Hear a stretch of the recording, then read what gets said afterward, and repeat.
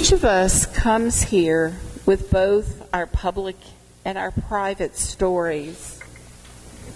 Today we are aware of how we came into adulthood learning lessons from our role models, either hoping to be like them, or in the case of my siblings and me, doing the opposite.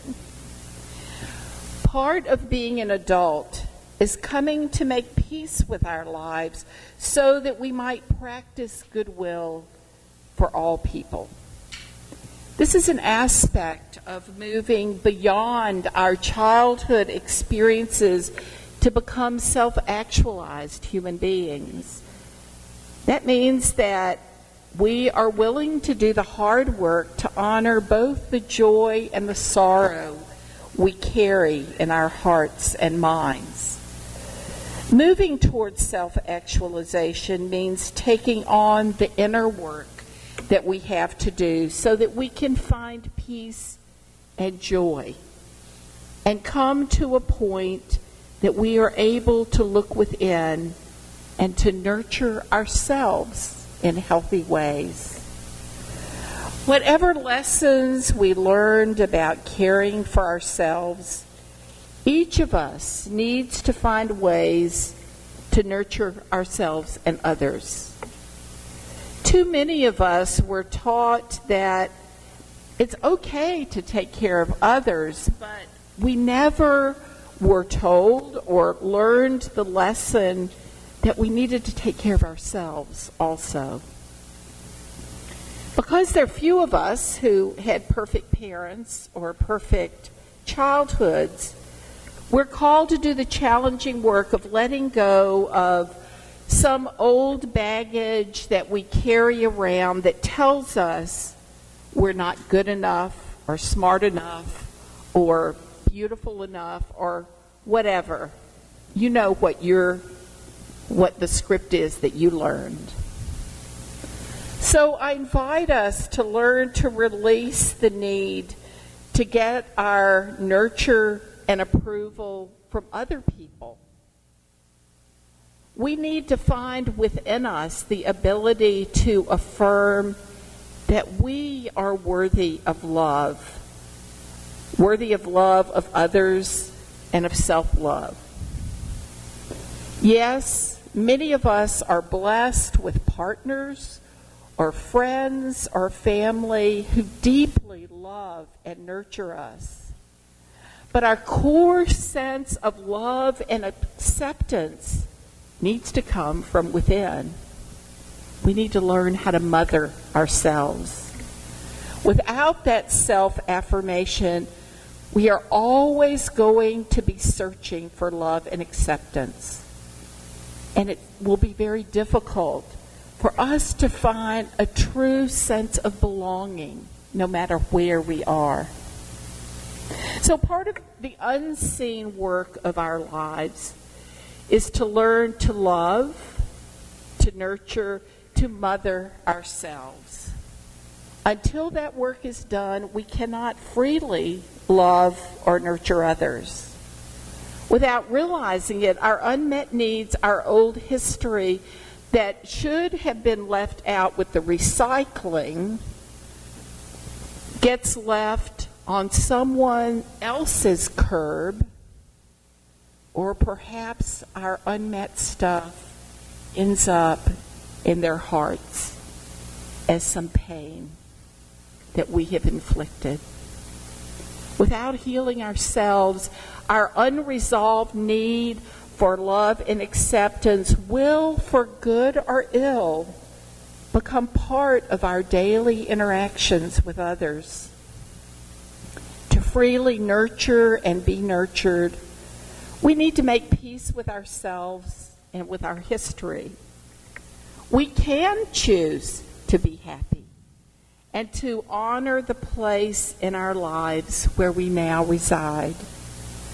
We can choose to relate to ourselves and others from that old place where we feel wounded and feel like we have to strike out at others or tell others that they aren't good enough. Or we can choose to believe that we are indeed loved, and from that core of belief can freely love others. This attitude of boundless goodwill, as we read earlier, this attitude of boundless goodwill toward ourselves and others will help us remember that the many people who, with a gesture or kind word throughout our lives, helped us know that we are worthy of all the love that we received. We have never been alone. There has always been that love waiting for us. Whether we believe it or remember it, we are beloved in the heart of the world. This week I received a poem by Alice Luterman that eloquently speaks to the mothering in the broadest sense of the word that each of us has to do for ourselves and for others.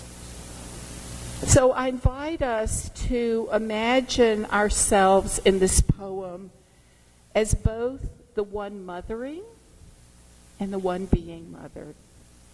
It's called Invisible Work. Because no one could ever praise me enough, because I don't mean these poems only, but the unseen, unbelievable effort it takes to live the life that goes on between them, between the poems she writes. I think all the time about invisible work, about the young mother on welfare I interviewed years ago who said, "It's hard. You bring him to the park, run rings around yourself keeping him safe, cut hot dogs into bite-sized pieces for dinner, and there's no one to say what a good job you're doing. How you were loving and patient for the 1,000th time, even though you had a headache. And I, who am used to feeling sorry for myself because I'm lonely, when all the while, as the Chippewa poem says, I'm being carried by great winds across the sky, thought of the invisible work that stitches up the world day and night, the slow, unglamorous work of healing. The way worms in the garden tunnel ceaselessly so the earth can breathe, and bees ransack this world into being, while owls and poets stalk shadows, our loneliest labors under the moon. There are mothers for everything, and the sea is a mother too, whispering and whispering to us long after we've stopped listening. I stopped and let myself lean a moment against the blue shoulder of the air. The work of my heart is the work of the world's heart. There is no other art. May we live knowing that the mother of all stands whispering to us, reminding us that we are embraced, loved, and nurtured in the world's heart. I invite us to rise in body or spirit to share our closing hymn, number 37.